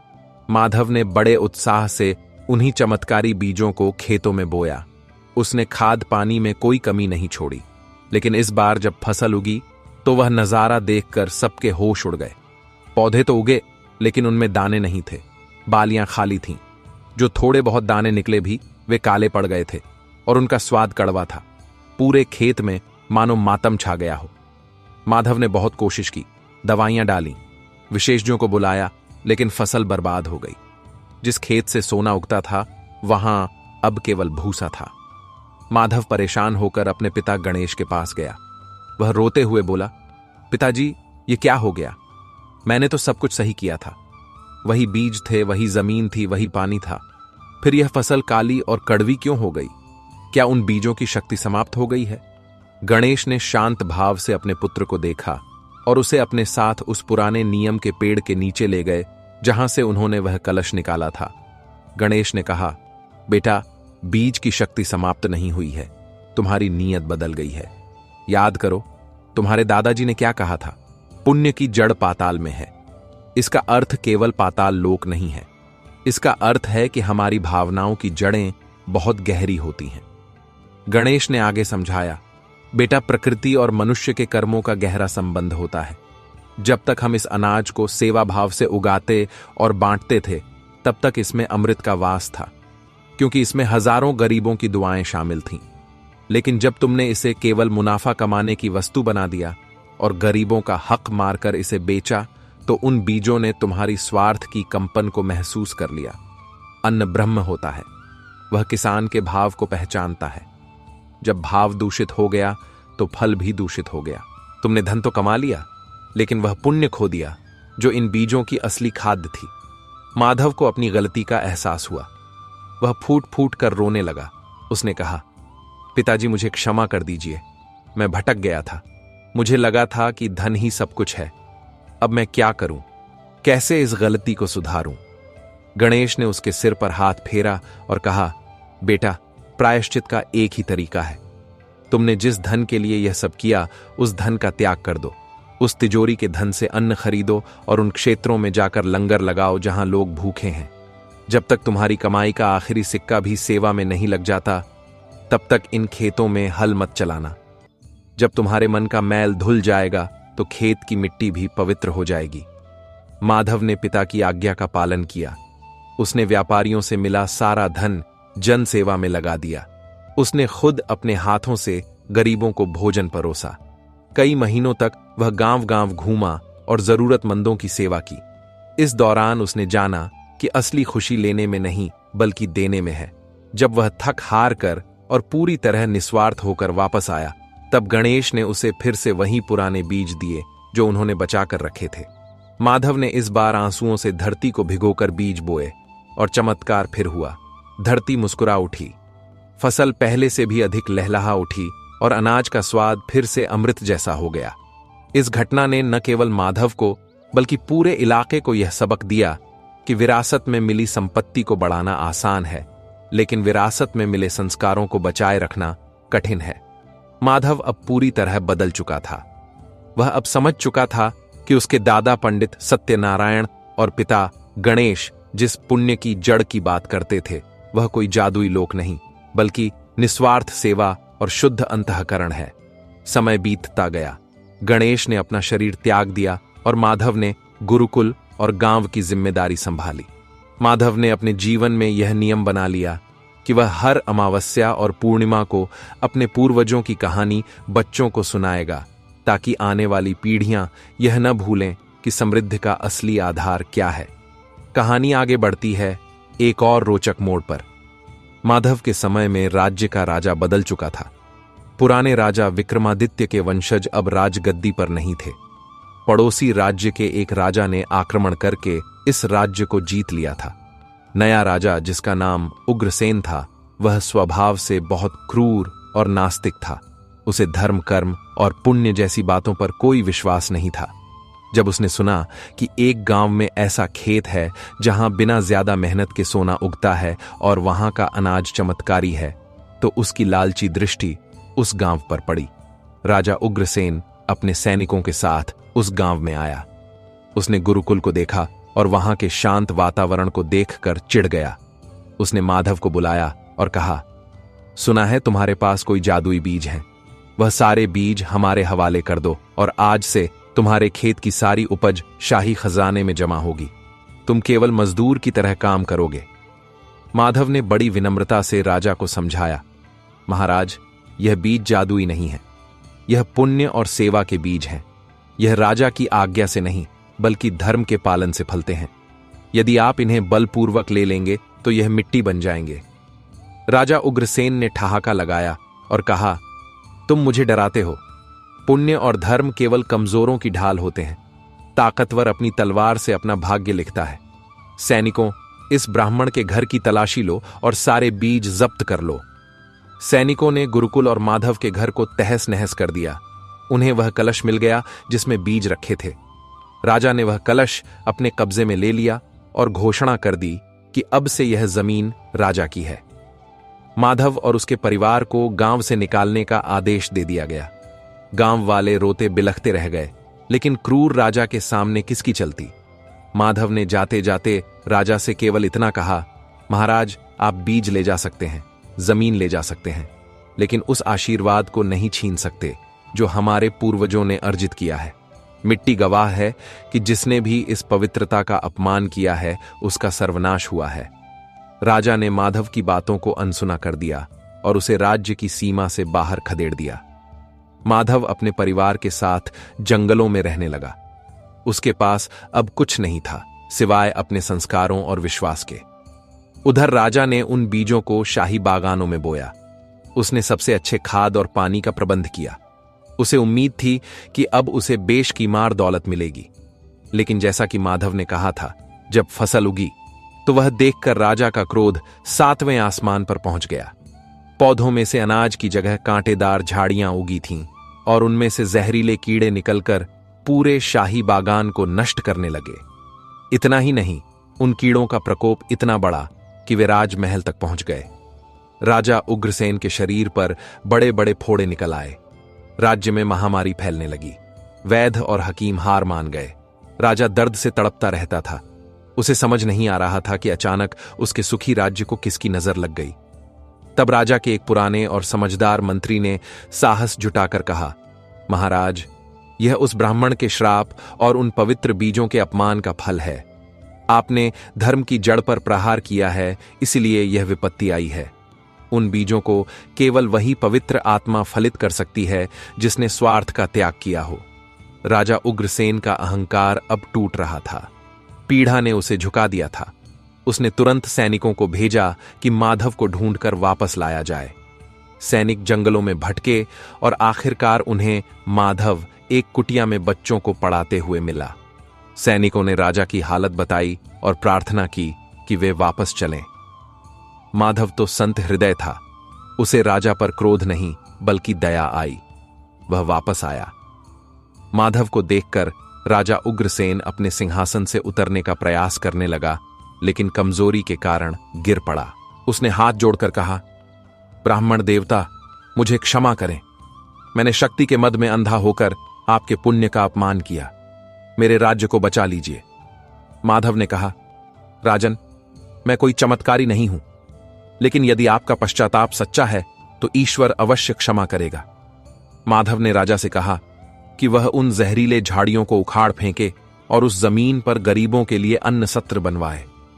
माधव ने अपने पास सुरक्षित रखे मुट्ठी भर बीजों को राजा के हाथों से स्पर्श करवाया और फिर से उन्हें बोया।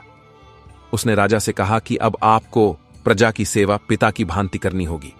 राजा ने वचन दिया और देखते ही देखते चमत्कार हुआ। राजा का स्वास्थ्य सुधरने लगा। राज्य से महामारी दूर हो गई और खेतों में फिर से हरियाली छा गई। राजा उग्रसेन अब पूरी तरह बदल चुका था। वह अब उग्रसेन नहीं बल्कि धर्मसेन बन गया था। उसने माधव को अपना सलाहकार नियुक्त किया और यह घोषणा करवाई कि राज्य का खजाना सदैव दीन दुखियों के लिए खुला रहेगा। इस घटना के बाद वह कहावत कि पुण्य की जड़ पाताल में है और भी प्रसिद्ध हो गई। लोगों ने जाना कि जड़ पाताल में होने का अर्थ है कि अच्छाई की नींव इतनी गहरी होती है कि कोई भी तूफान उसे उखाड़ नहीं सकता। चाहे राजा बदले, चाहे समय बदले, चाहे परिस्थितियां बदलें, लेकिन सत्य और धर्म का प्रभाव कभी कम नहीं होता। पीढ़ियां गुजरती गईं। आज उस गांव में माधव या गणेश नहीं है, लेकिन उनकी कथाएं हवाओं में गूंजती हैं। वह गुरुकुल आज एक विशाल विश्वविद्यालय बन चुका है, जहां आधुनिक शिक्षा के साथ साथ नैतिक मूल्यों की शिक्षा दी जाती है। वहां के प्रवेश द्वार पर आज भी बड़े अक्षरों में लिखा है, पुण्य की जड़ पाताल में है। जो भी वहां जाता है वह अपने साथ केवल ज्ञान नहीं बल्कि एक ऐसा विश्वास लेकर लौटता है कि जीवन में अगर नीयत साफ हो तो ईश्वर हर कदम पर साथ है। हम जीवन में चाहे कितनी भी ऊंचाइयों पर पहुंच जाएं, हमें अपनी जड़ों को नहीं भूलना चाहिए। हमारे पूर्वजों के संस्कार ही हमारी असली ताकत है। जब भी आप किसी चौराहे पर खड़े हों और यह तय न कर पाएं कि कौन सा रास्ता चुने, तो हमेशा वह रास्ता चुनना जिसमें धर्म हो, जिसमें सेवा हो और जिसमें सच्चाई हो सकता है वह रास्ता कांटों भरा हो सकता है उस पर चलना मुश्किल हो, लेकिन मंजिल पर पहुंचकर जो सुकून मिलेगा वह किसी और रास्ते पर नहीं मिल सकता। आज के आधुनिक युग में हम अक्सर विज्ञान और तर्क की बातें करते हैं और यह सही भी है, लेकिन कुछ चीजें तर्क से परे होती हैं। माता पिता का आशीर्वाद किसी विज्ञान की कसौटी पर नहीं तौला जा सकता। किसी भूखे को खाना खिलाकर मिलने वाली खुशी किसी मशीन से नहीं मापी जा सकती। ये सब अनुभूतियां हैं जो हमें इंसान बनाती हैं। वह बूढ़ा बैल जिसने यह कहानी शुरू की थी, वह केवल एक पात्र नहीं है, वह हमारे अंतर्मन की आवाज है जो हमें समय समय पर चेतावनी देती रहती है। तो चलिए आज हम सब मिलकर यह संकल्प लें कि हम अपने जीवन में कम से कम एक ऐसा कार्य रोज करेंगे जो निस्वार्थ हो। चाहे वह किसी जानवर को रोटी खिलाना हो, किसी पौधे को पानी देना हो या किसी उदास चेहरे पर मुस्कान लाना हो। क्योंकि याद रखिए, आपके द्वारा किया गया छोटा सा पुण्य भी व्यर्थ नहीं जाता। वह ब्रह्मांड के किसी कोने में जमा होता रहता है और जब आपको सबसे ज्यादा जरूरत होती है तो वह सूद समेत वापस लौटता है। मित्रों, समय का पहिया अपनी गति से निरंतर घूमता रहता है और हर घूमने वाले पहिए के साथ इतिहास की नई परतें खुलती जाती हैं। माधव ने अपने जीवन काल में जिस गुरुकुल और उन चमत्कारी बीजों की रक्षा की थी, अब वह जिम्मेदारी अगली पीढ़ी को सौंपने का समय आ गया था। माधव अब अत्यंत वृद्ध हो चुके थे। उनका शरीर कमजोर हो गया था, लेकिन उनकी आंखों में वह तेज आज भी विद्यमान था जो उन्हें उनके पिता गणेश और दादा पंडित सत्यनारायण से विरासत में मिला था। गुरुकुल अब केवल एक गांव तक सीमित नहीं था, बल्कि उसकी ख्याति दूर दराज के राज्यों तक फैल चुकी थी। वहां हजारों विद्यार्थी शिक्षा ग्रहण करते थे, लेकिन माधव को एक चिंता सताती थी। उन्हें लगता था कि जैसे जैसे समृद्धि बढ़ रही है, वैसे वैसे नई पीढ़ी में सेवा और त्याग का भाव कम हो रहा है। ज्ञान अब केवल आजीविका कमाने का साधन बनता जा रहा था, न कि जीवन जीने का तरीका। गुरुकुल में एक अत्यंत मेधावी शिष्य था जिसका नाम सिद्धार्थ था। सिद्धार्थ अनाथ था और उसे माधव ने अपने पुत्र की तरह पाला था। सिद्धार्थ में बुद्धिमत्ता तो बहुत थी, लेकिन उसके मन में तर्क और वितर्क का एक तूफान हमेशा चलता रहता था। वह हर बात को कसौटी पर कसना चाहता था। वह अक्सर माधव से पूछता था कि गुरुदेव, यह जो कहावत है कि पुण्य की जड़ पाताल में है, क्या यह आज के इस कलयुग में भी प्रासंगिक है? आज तो हम देखते हैं कि जो झूठ बोलते हैं और छल कपट करते हैं वे महलों में रहते हैं, और जो सत्य के मार्ग पर चलते हैं वे कष्ट भोगते हैं। फिर आपके इस सिद्धांत का क्या अर्थ रह जाता है? माधव मुस्कुरा देते और कहते कि बेटा, समय आने पर तुम्हें इसका उत्तर शब्दों से नहीं बल्कि अनुभव से मिलेगा। एक दिन माधव ने सिद्धार्थ को अपने पास बुलाया और कहा, बेटा सिद्धार्थ, अब तुम्हारी शिक्षा पूर्ण हो चुकी है, लेकिन दीक्षा अभी बाकी है। तुम्हारी अंतिम परीक्षा गुरुकुल की चार दीवारी में नहीं बल्कि बाहर की क्रूर दुनिया में होगी। तुम्हें यहां से दूर पश्चिम दिशा में स्थित मायानगर जाना होगा। सुना है कि वह नगर धन धान्य से परिपूर्ण है, लेकिन वहां के लोग मानसिक शांति खो चुके हैं। तुम्हें वहां जाकर हमारे पूर्वजों के इस सिद्धांत को सिद्ध करना होगा कि पुण्य की जड़ पाताल में है। याद रखना, तुम्हें वहां कोई चमत्कार नहीं दिखाना है और न ही उन जादुई बीजों का प्रयोग करना है। तुम्हें केवल अपने आचरण और ज्ञान से इस सत्य को स्थापित करना है। सिद्धार्थ ने गुरु की आज्ञा शिरोधार्य की। वह अपनी झोली और एक लाठी लेकर मायानगर की ओर चल पड़ा। कई दिनों की कठिन यात्रा के बाद जब वह मायानगर पहुंचा तो उसकी आंखें चौंधिया गईं। वह नगर वास्तव में माया का गढ़ था। वहां की सड़कें साफ सुथरी थीं, इमारतें आकाश को छू रही थीं और हर व्यक्ति अत्यंत कीमती वस्त्र पहने हुए था। लेकिन सिद्धार्थ ने एक अजीब बात गौर की। वहां के लोगों के चेहरों पर हंसी नहीं थी। सब के सब किसी अंधी दौड़ में भाग रहे थे। किसी के पास रुककर बात करने का समय नहीं था। मंदिरों में भी लोग ईश्वर से प्रार्थना करने नहीं बल्कि सौदेबाजी करने आते थे कि हे भगवान, मुझे इतना धन दे दो, मैं इतना चढ़ावा चढ़ाऊंगा। सिद्धार्थ ने एक धर्मशाला में शरण ली और वहां लोगों को उपदेश देना शुरू किया। उसने सत्य और परोपकार की बातें बताईं, लेकिन वहां उसकी बात सुनने वाला कोई नहीं था। लोग उसे पागल समझते और कहते कि अरे साधु महाराज, यह सब बातें पुराने जमाने की हैं। यहां केवल पैसा बोलता है। अगर जेब में दम है तो सब अपने हैं, वरना कोई नहीं। सिद्धार्थ को बहुत निराशा हुई। उसे लगा कि गुरुदेव ने उसे कहां भेज दिया। यहां तो पत्थर पर पानी डालने जैसा हाल है। इसी उधेड़बुन में कुछ दिन बीत गए। एक दिन नगर में बड़ी हलचल थी। पता चला कि मायानगर के सबसे धनी व्यापारी सेठ धनकुबेर की तबीयत बहुत खराब है। सेठ धनकुबेर के पास इतना धन था कि वह पूरे नगर को खरीद सकता था, लेकिन उसे एक अजीब बीमारी लग गई थी। उसे नींद आनी बंद हो गई थी। वह मखमल के गद्दों पर लेटा रहता, लेकिन उसकी आंखों से नींद कोसों दूर थी। बड़े बड़े वैद्यों, हकीमों और तांत्रिकों ने कोशिश कर ली, लेकिन कोई उसे एक पल की भी शांति नहीं दे सका। सेठ ने घोषणा करवा दी कि जो भी उसे एक रात की चैन की नींद सुला देगा, उसे वह मुंह मांगा इनाम देगा। यह खबर सिद्धार्थ के कानों तक पहुंची। उसे लगा कि यही वह अवसर है जिसका गुरुदेव ने संकेत दिया था। सिद्धार्थ सेठ धनकुबेर की हवेली पर पहुंचा। द्वारपालों ने उसे रोका, लेकिन सिद्धार्थ के चेहरे के तेज और आत्मविश्वास को देखकर उन्हें उसे अंदर जाने देना पड़ा। अंदर का दृश्य देखकर सिद्धार्थ हैरान रह गया। सेठ सोने के पलंग पर लेटा कराह रहा था। उसके चारों ओर सेवक खड़े थे। कमरे में कीमती इत्र की खुशबू थी लेकिन वातावरण में दुख और तनाव भरा था। सिद्धार्थ ने सेठ के पास जाकर कहा, सेठ जी, मैं आपकी बीमारी का इलाज कर सकता हूं, लेकिन मेरी एक शर्त है। सेठ तड़प कर उठा और बोला, बाबा जी, आप जो मांगेंगे मैं दूंगा, बस मुझे नींद दे दीजिए। मुझे ऐसा लगता है कि मेरा दिमाग फट जाएगा। सिद्धार्थ ने शांत स्वर में कहा, सेठ जी, मुझे आपका धन नहीं चाहिए। मेरी शर्त यह है कि अगले 7 दिनों तक आपको वही करना होगा जो मैं कहूंगा, चाहे वह काम आपको कितना भी छोटा या कठिन क्यों ना लगे। मरता क्या न करता। सेठ ने तुरंत हामी भर दी। सिद्धार्थ ने कहा, कल सुबह सूर्योदय से पहले आप साधारण कपड़े पहनकर मेरे साथ चलेंगे। अगले दिन सुबह सेठ धनकुबेर, जो कभी धूप में नहीं निकला था, सिद्धार्थ के साथ चल पड़ा। सिद्धार्थ उसे नगर के बाहर एक बस्ती में ले गया, जहां बहुत गरीब मजदूर रहते थे। वहां पानी की बहुत किल्लत थी। महिलाएं मीलों दूर से पानी लेकर आती थीं। सिद्धार्थ ने एक फावड़ा सेठ के हाथ में थमाया और एक जगह निशान लगाकर कहा, सेठ जी, यहां एक कुआं खोदना है, यही आपकी दवा है। सेठ हैरान रह गया। उसने कहा, महाराज, मैंने कभी तिनका तोड़ा नहीं और आप मुझसे मिट्टी खुदवा रहे हैं। मैं मजदूर लगा देता हूं, पैसे दे देता हूं। सिद्धार्थ ने कठोरता से कहा, याद है ना शर्त, काम आपको खुद करना है। अगर ठीक होना है तो चुपचाप खुदाई शुरू कीजिए।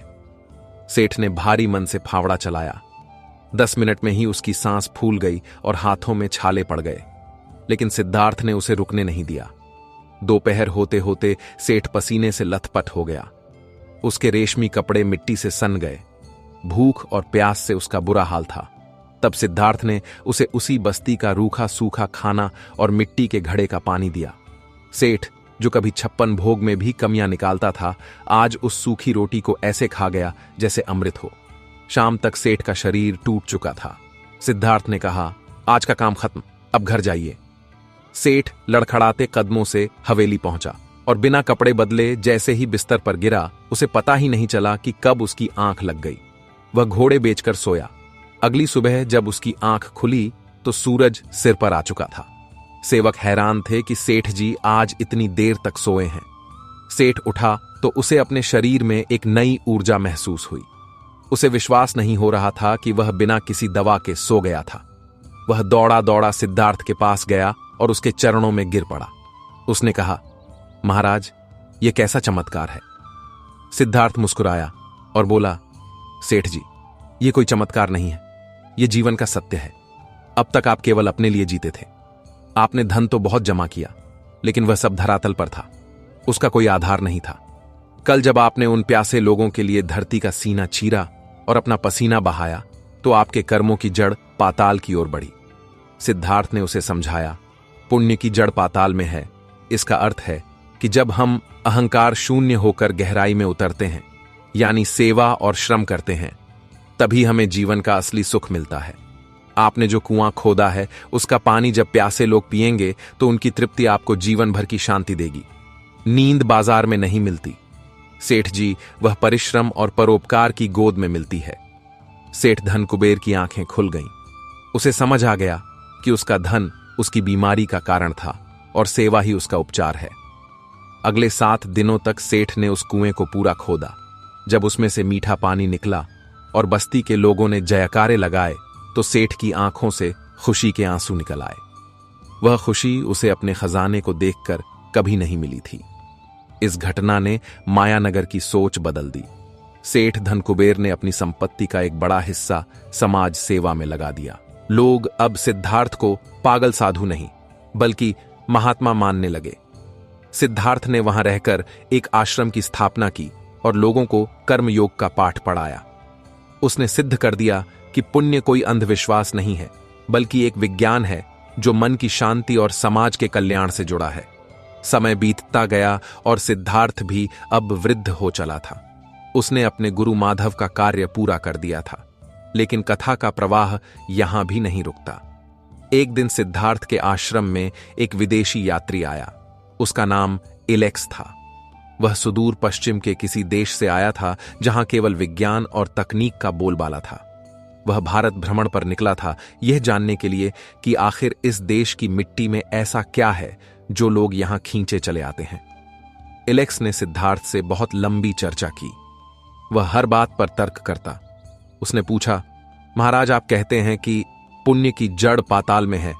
यह तो वैज्ञानिक रूप से संभव नहीं है। जड़ तो कुछ मीटर तक ही जाती है, पाताल तो एक कल्पना है। सिद्धार्थ ने हंसते हुए उस विदेशी यात्री को एक छोटा सा बीज दिया और कहा, इस बीज को देखो, यह बरगद का बीज है। क्या तुम बता सकते हो कि इसके अंदर इतना विशाल पेड़ कहां छिपा है? अगर तुम इसे काटोगे तो तुम्हें कुछ नहीं दिखेगा, लेकिन जब यह मिट्टी के अंदर अंधेरे में दबता है, संघर्ष करता है और अपनी जड़ों को गहराई में भेजता है, तभी यह विशाल वृक्ष बनता है। ठीक उसी तरह मनुष्य के अच्छे कर्म दिखाई नहीं देते, वे अदृश्य होते हैं, लेकिन उनका प्रभाव ब्रह्मांड की गहराइयों तक जाता है। पाताल कोई स्थान नहीं है, यह एक रूपक है उस गहराई का जहां से सृष्टि का सृजन होता है। एलेक्स इस तर्क से बहुत प्रभावित हुआ। उसने निश्चय किया कि वह इस ज्ञान को अपने देश ले जाएगा। वह कई वर्षों तक सिद्धार्थ के साथ रहा। उसने सीखा कि कैसे प्रकृति के साथ तालमेल बिठाकर रहा जाता है। जब वह अपने देश लौटा तो उसने वहां की मशीनी दुनिया में भारतीय दर्शन का प्रचार किया। उसने लोगों को बताया कि पुण्य की जड़ें गहरी हैं। उसकी बातों ने वहां के लोगों को भी सोचने पर मजबूर कर दिया, जो मानसिक अवसाद से जूझ रहे थे। इस तरह पंडित सत्यनारायण के गांव से निकली वह छोटी सी ज्ञान की चिंगारी अब विश्व भर में प्रकाश फैला रही थी। दोस्तों, इस कहानी के माध्यम से हमने आपको यह समझाना चाहा है कि सत्य कभी पुराना नहीं होता। चाहे बैलगाड़ी का जमाना हो या हवाई जहाज का, इंसान की बुनियादी जरूरतें वही रहती हैं, प्रेम, शांति और संतोष। आज के दौर में जब हम सोशल मीडिया और दिखावे की दुनिया में जी रहे हैं, यह कहानी हमें आईना दिखाती है। हम अक्सर लाइक्स और कमेंट्स की गिनती में अपनी खुशियां ढूंढते हैं, जो कि बहुत उथली हैं, जबकि असली खुशी किसी की मदद करने में, किसी के आंसू पोंछने में या किसी भूखे को खाना खिलाने में है।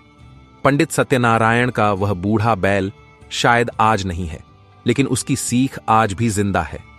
वह हमें याद दिलाता है कि जीवन में शॉर्टकट मत ढूंढो, अपनी जड़ों को मजबूत करो। जितना गहरा तुम्हारा चरित्र होगा, उतनी ही ऊंची तुम्हारी सफलता की इमारत होगी। आंधी और तूफान बड़े बड़े पेड़ों को उखाड़ फेंकते हैं, जिनकी जड़ें कमजोर होती हैं, लेकिन घास के छोटे तिनके भी बच जाते हैं, क्योंकि वे जमीन से जुड़े होते हैं। विनम्रता ही वह गुण है जो हमें पाताल यानी अपनी जड़ों से जोड़े रखता है। इस कथा का अंत हम एक संकल्प के साथ करते हैं। आइए हम सब मिलकर अपने भीतर के उस पुण्य को जगाएं जो कहीं ना कहीं स्वार्थ की धूल में दब गया है। जरूरी नहीं कि हम राजा विक्रमादित्य या सेठ धन कुबेर की तरह बड़ा दान दें। हम छोटी शुरुआत कर सकते हैं। अपने घर के बुजुर्गों के पास बैठकर उनकी बातें सुनना भी एक पुण्य है। पानी बचाना भी पुण्य है। किसी अनजान की मदद करना भी पुण्य है। और जब हम ऐसा करेंगे तो विश्वास मानिए, हमारे जीवन के सूखे तालाब में भी सोने की सीढ़ियां प्रकट होंगी और हम उस आनंद लोक का अनुभव कर पाएंगे जिसे सुख कहते हैं। आप सभी श्रोताओं को मेरा नमन। आपने अपना बहुमूल्य समय देकर इस लंबी और मर्मस्पर्शी गाथा को सुना। यह केवल मनोरंजन के लिए नहीं थी, बल्कि यह एक बीज है जो आज आपके मन में बो दिया गया है। मुझे पूरा विश्वास है कि आप अपने कर्मों के जल से इसे सींचेंगे और एक दिन यह वटवृक्ष बनकर आपको और समाज को शीतल छाया देगा। सदैव प्रसन्न रहें, स्वस्थ रहें और अपनी जड़ों से जुड़े रहें। याद रखिए, संकट और गरीबी का अंत निश्चित है, यदि आपके पास सही दिशा, धैर्य और विश्वास है। अपने जीवन में अच्छे कर्म करते रहिए, क्योंकि कर्मों की आवाज शब्दों से भी ऊंची होती है। तो मेरे प्यारे श्रोताओं, आज की यह विस्तृत और ज्ञानवर्धक कहानी यहीं विश्राम लेती है। हम आशा करते हैं कि बूढ़े बैल की तरह अनुभवी इस कथा ने आपके जीवन में एक नई दिशा और रोशनी दी होगी। आप अपने जीवन में खूब तरक्की करें, लेकिन अपनी जड़ों से जुड़े रहें। अपने माता पिता और गुरु का सम्मान करें, क्योंकि वही आपके जीवन के सच्चे सारथी हैं। सदा हंसते रहें, मुस्कुराते रहें और अच्छे कर्म करते रहें। अब हमें आज्ञा दें, फिर मिलेंगे एक नई और अद्भुत कहानी के साथ जो आपके जीवन को बदलने की शक्ति रखेगी। तब तक के लिए अपना और अपने परिवार का बहुत ख्याल रखिएगा। धन्यवाद। जय श्री राम।